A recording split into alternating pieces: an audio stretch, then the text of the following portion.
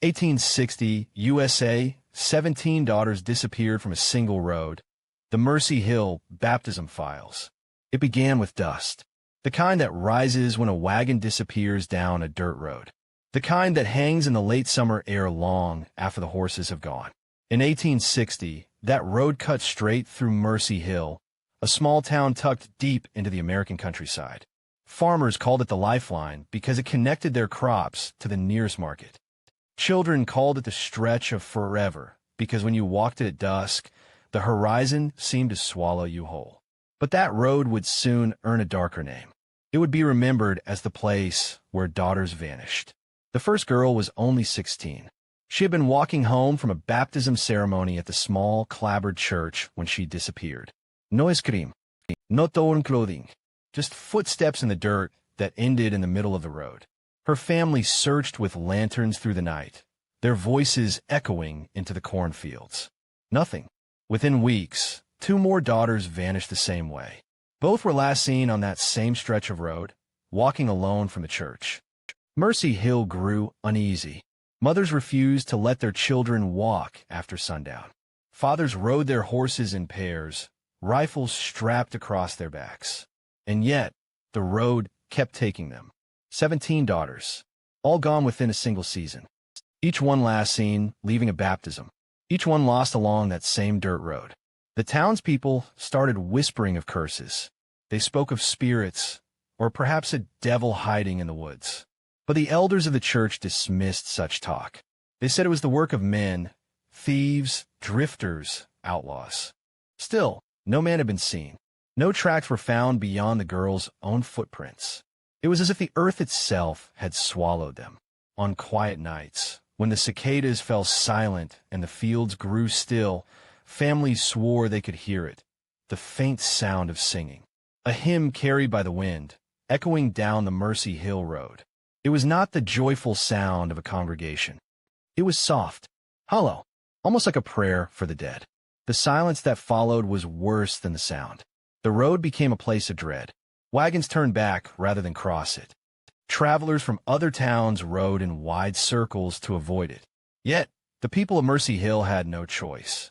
Their lives, their baptisms, their worship, their very faith were tied to that church and that road. And so, they kept walking it, knowing some would not return. By the time autumn came, the road had claimed 17 daughters. Families lined the church steps in grief. Mothers wept into their aprons. Fathers sat stone-faced, their knuckles white around worn hats. The preacher told them to have faith, but faith felt small against the silence. Something was wrong with Mercy Hill, something far darker than the missing girls. The townsfolk could feel it pressing in, like a weight in the air, like storm clouds gathering above the fields. And the road? It kept waiting, hungry. The human mind clings to numbers. 1 child missing is tragedy. 2 is fear. 3 becomes a story whispered by firelight. But 17? 17 is something else entirely. It's no longer a story. It's a wound carved into a town's memory. Every household along Mercy Hill carried the weight. 17 daughters meant nearly every family had lost someone, a sister, a cousin, a neighbor's child who used to run barefoot through the fields. Their absence was felt in the silence of dinner tables, in the empty pews of the church, in the way mothers lingered at doorways long after sundown. The town grew restless. Doors were bolted at dusk, windows nailed shut. Yet the vanishings never happened at night. They happened in daylight. They happened when the girls were walking home from baptism, water still clinging to their hair, the echo of hymns still in their ears. The townsfolk began to mark the road with tokens of grief. Wooden crosses hammered into the dirt. Ribbons tied to fence posts. Names scratched into tree bark by trembling hands. Each reminder stood like a scar along the road, a desperate attempt to keep memory alive in the face of a mystery too large to hold. But memory could not protect them. Fear turned to suspicion. Some said it must be the work of outsiders, drifters hiding in the woods. But the sheriff found no camps, no ashes, no traces of wagons or men. Others accused neighbors. A farmer who kept himself. A widow whose candle burned at odd hours of the night. Mercy Hill, once tight-knit, began to unravel into distrust. Children were pulled from school. Young girls were locked inside. But whispers carried through the walls, and the daughters who remained could feel it. They were not just children anymore. They were survivors waiting for the next shadow to fall. At the heart of this growing storm stood the church records, the baptism files. Each missing girl had been baptized only hours before she vanished. The timing was too sharp, too exact to ignore. Some mothers began refusing baptisms, fearing that the ritual itself marked their children for disappearance. But in Mercy Hill, baptism wasn't just tradition. It was salvation. To deny it felt like denying God himself. So the baptisms continued, and so did the vanishings. By the time the 17th daughter disappeared, the town was breaking. Families stopped speaking to one another. The sheriff no longer promised safety. Even the preacher's voice cracked when he prayed. 17 shadows now hung over Mercy Hill. 17 faces that no one would see again. And in their absence, something else began to take shape. A question that lodged in every heart, gnawed at every mind. Was this the work of men, or something far worse? The cornfields rustled at night, though no wind moved them. Dogs barked at nothing, then cowered. Mothers heard footsteps pacing outside their windows, though no prints appeared in the morning dirt. The town of Mercy Hill began to believe that whatever had taken the daughters was still there, watching, waiting. It should have been holy. Water poured over bowed heads. Hymns rising in wooden rafters. The ritual that washed away sin. But in Mercy Hill, baptism became something else entirely. It became the mark of disappearance. Each missing girl had stood before the congregation. Each had been dressed in white. Each had whispered vows of faith as cool water dripped down their cheeks. And hours later, each one was gone. The town kept meticulous records of baptisms. The preacher's handwriting was neat, inked in heavy strokes. Date, name, family, witnesses. Every vanished girl had her name written in that book.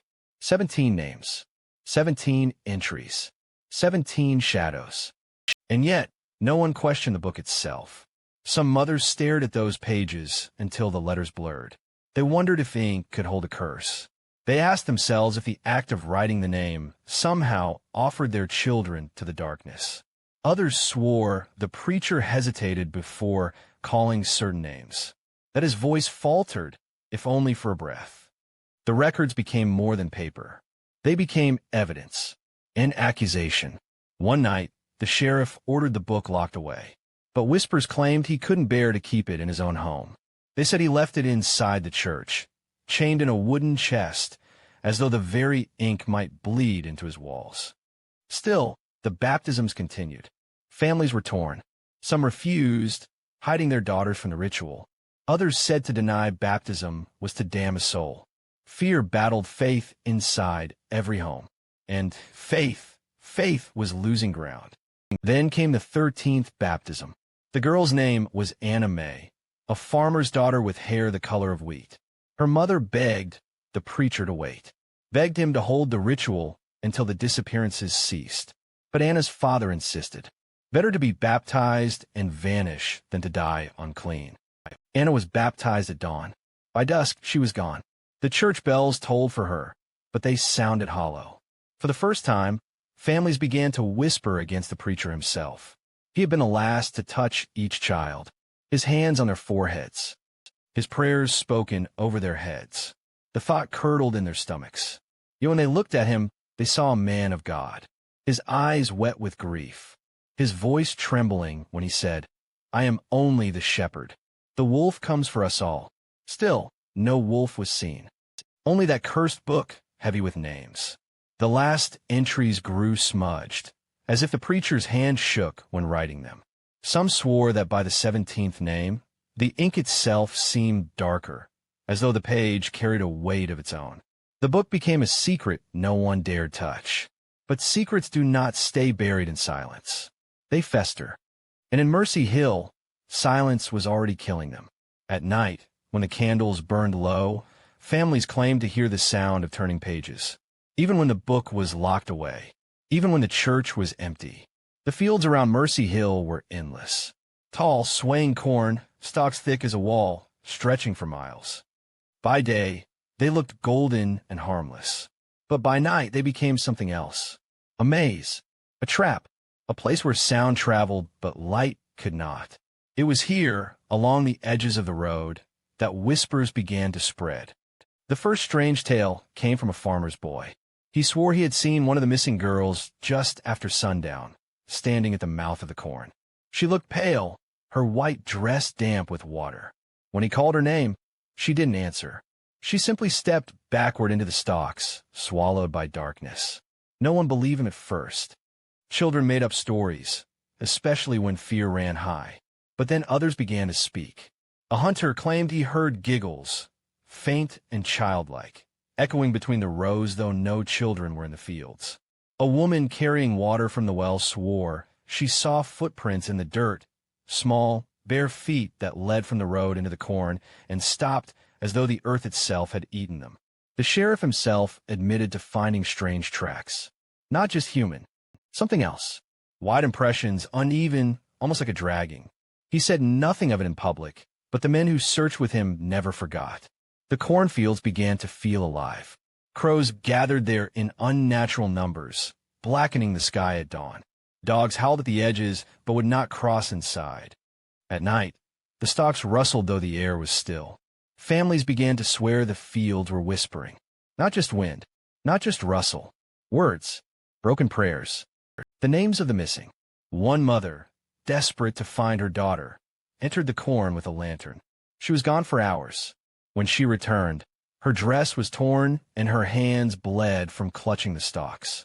She claimed she had seen her child deeper inside, walking slowly, head bowed as though in a trance. When she tried to reach her, the girl faded into the shadows. No one dared follow her again. By the time the 17th daughter vanished, the cornfields had become untouchable. Families built fences to keep their children out, but it made no difference. The road still ran alongside those endless rows, and the daughters still walked it. And sometimes, just before one disappeared, townsfolk claimed they heard singing. A low hum carried through the stalks. A hymn they recognized from the church, but warped, off-key, as though sung by voices far away or not entirely human. The sheriff finally gathered men to search the fields by torchlight. They walked in rows, shouting names, lighting the dark. They found scraps of ribbon, a torn piece of fabric, footprints that ended suddenly. And once, the sound of laughter, so close it froze them where they stood. But when they turned, the fields were empty. The torches burned low. The whispers grew louder. The men left before dawn, swearing never to return. The corn grew taller that year, thicker, wilder. Some swore it hid more than it revealed. And still, no daughters came back. The whispers remained, and the road grew quieter. Grief has a sound. In Mercy Hill, it was the soft crackle of candles, the shuffle of skirts against wooden floors, the muffled sobs of women who no longer slept. The mothers gathered on the church steps each night, their arms wrapped in shawls, their eyes hollow with exhaustion. They came with candles in glass jars, the flames trembling against the wind, lining the steps like a path of light into the dark. It was called the vigil. At first, it was a prayer. They prayed aloud, voices breaking, asking God to return their daughters. But as the nights dragged on, prayer gave way to silence. The women simply sat, eyes fixed on the road, as though watching might summon the girls back. Some mothers brought food, leaving plates at the edge of the steps. In case they come hungry, they whispered. Others left folded dresses, ribbons, small dolls their daughters had once clutched in sleep. Each offering was a plea. Come home, child, come home. The vigil grew heavy with superstition. Some swore the candles must never go out, that the light kept the darkness at bay. Others whispered that the wax itself captured voices, holding their prayers in melted shapes. So they stayed, night after night, feeding the flames until their hands blistered with wax. The men of the town avoided those steps. They could not bear the sight. They busied themselves with farms and fences, anything to escape the weight of their wives' grief.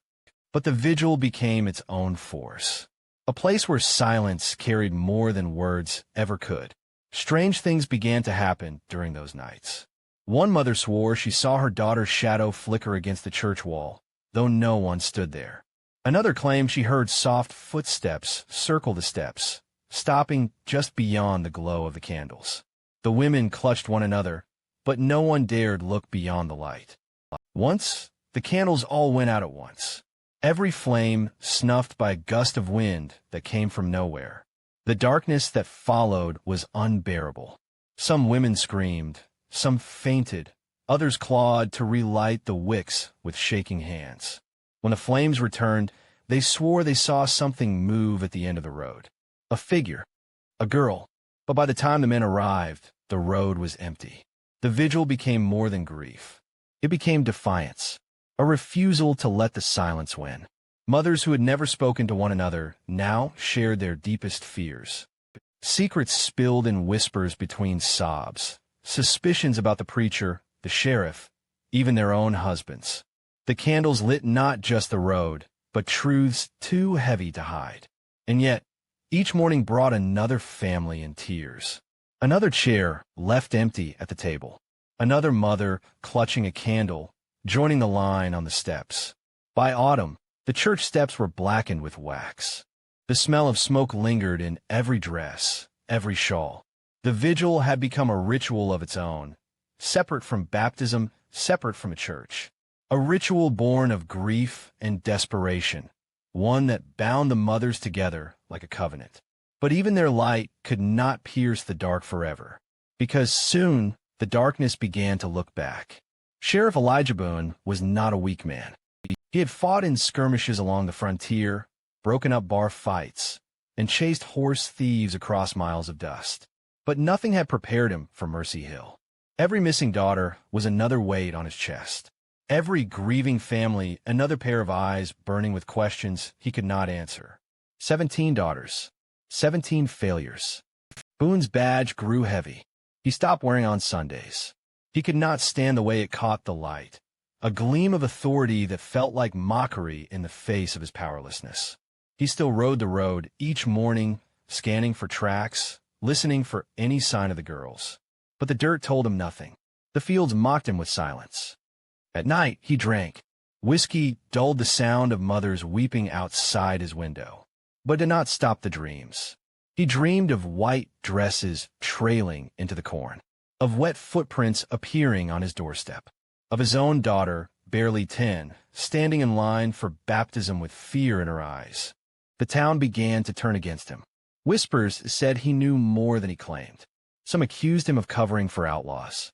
Others wondered if he was simply too afraid to face whatever stalked the road.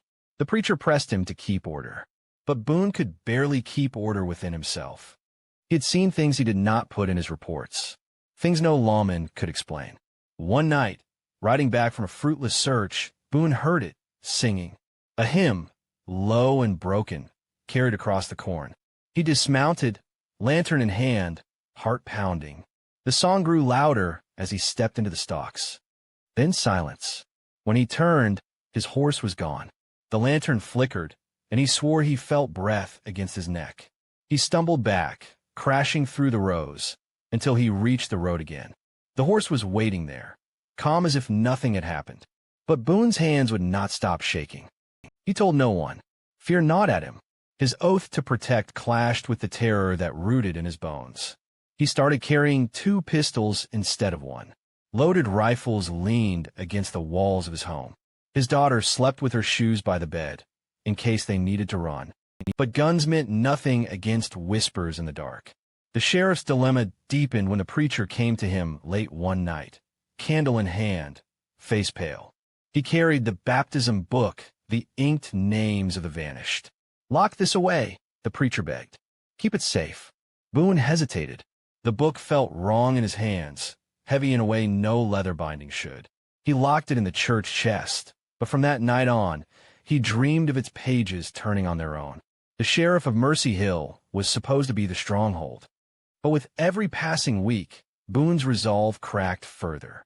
He was not just hunting for answers anymore. He was praying that the darkness would not take his own child next. And deep down, He feared it already had her name. Beneath the church pulpit, in a drawer few ever opened, lay a bundle of letters. They were never mailed, never meant for the town's eyes. They bore the handwriting of Reverend Thomas Gray, the man who baptized every vanished daughter. The letters told a story he never spoke aloud. At first, they were simple prayers written to himself, confessions of weakness. He begged forgiveness for his failures, his inability to protect the flock God had given him. But as the disappearances mounted, the tone shifted. He began to write of visions, shadows at the edge of his candlelight, whispers in the rafters when the church was empty. He described standing at the baptismal font and feeling something move beneath the water, something that pulled at his hands as he lowered each girl into the basin. "The water is not mine," one letter read. "It belongs to something else, and it is hungry." The later pages grew more frantic. He scrawled about dreams where the missing daughters stood in rows, dripping wet, their eyes pale and empty. They sang hymns in voices not their own. In one letter he wrote, "When I wake, I can still hear them." But the most chilling confession came near the end. Reverend Gray admitted that on the night before each disappearance, he had heard a knock on the church door. Not the knock of a man. Softer, rhythmic, like fingers tapping in water. He opened the door once. Just once. He wrote that what stood there was not of this earth. And after that, he never opened the door again. The letters were found years later by a caretaker, tucked behind hymnals, brittle with dust. But at the time of the vanishings, they remained hidden. The Reverend never mailed them.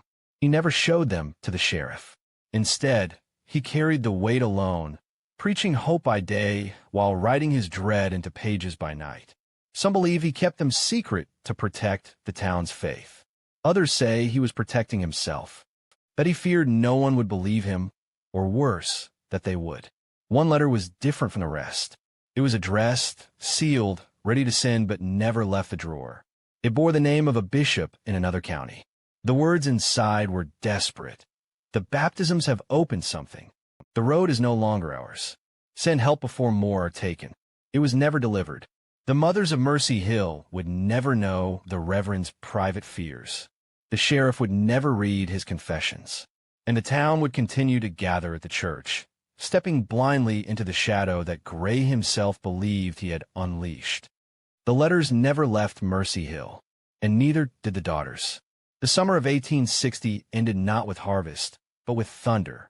Dark clouds rolled over Mercy Hill like a bruise spreading across the sky. The air thickened, heavy with the promise of rain. But when the storm came, it brought more than water. It brought fire to a town already breaking. On the night of the first lightning strike, a crowd gathered outside the church. Mothers with candles, fathers with rifles. Their grief had boiled into anger. 17 daughters were gone, and the town wanted someone to answer for it. Voices rose in the downpour, accusing, shouting, demanding. Some blamed outsiders.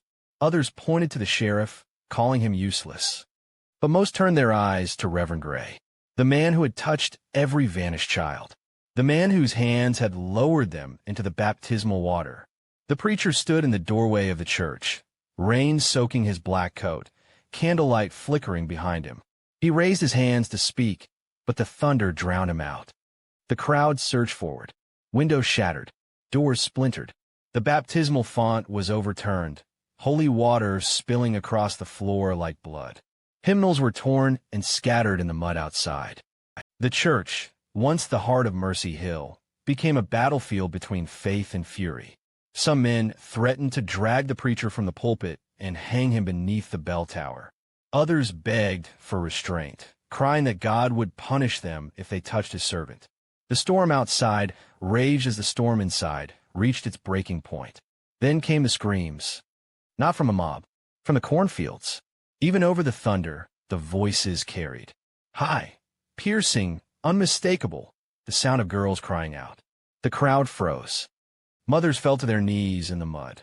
Fathers dropped their rifles. The screams swelled, then faded, swallowed by the wind and rain. When silence fell again, the mob broke apart. Some fled home. Others stayed, weeping in the ruins of the church.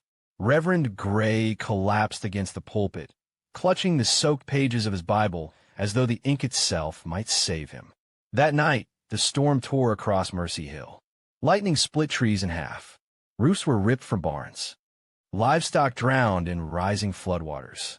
But worse than the storm's destruction was the weight it left behind. The people of Mercy Hill had tasted violence against one another. Trust, once fragile, was now shattered. Neighbors no longer spoke. Families no longer prayed together. And the church stood scarred, its windows blackened, its doors broken. The sheriff tried to restore order, but even his voice had lost its weight. He was a lawman in a place where law no longer mattered, where daughters vanished and screams rose from fields no man dared enter. The storm broke the town. Not just its buildings, not just its crops, but its faith. And once faith was broken, there was nothing left to bind them. By dawn, the road was quiet again. The candles on the church steps were drowned, their wicks floating like corpses in the rain. Mercy Hill had turned on itself, and the darkness waiting along that road was stronger than ever. Morning in Mercy Hill no longer brought roosters or bells. It brought silence, a silence so heavy it pressed against the chest, as though the air itself carried grief. The families of the 17 daughters lived in fragments. Fathers worked their fields with hollow eyes. Mothers moved like shadows, clutching dresses that no longer fit their children. Brothers sat in barns, carving the missing names into wood, trying to remember the sound of laughter that once filled their homes. The town was not dead, but it was no longer alive. Neighbors turned away from each other. Where once there had been shared suppers and open doors, there were now locked shutters and whispered suspicions. Every family carried a scar, and every scar isolated them further. At funerals for others who died of sickness or age, the missing girls were never mentioned. Their absence was too large, too raw. Instead, their names lived only in private, spoken softly by mothers to empty rooms, whispered by brothers into the dark. The road that had once been Mercy Hill's lifeline became a wound. No wagons passed. No children played along its edges. The wooden crosses hammered into the dirt leaned and rotted, their ribbons frayed by the wind. Travelers who stumbled upon the town said it felt abandoned, though smoke still curled from chimneys. It was not abandonment.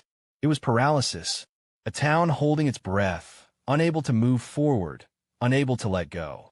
Some families left altogether. They packed wagons in silence and rolled away before dawn, too broken to remain.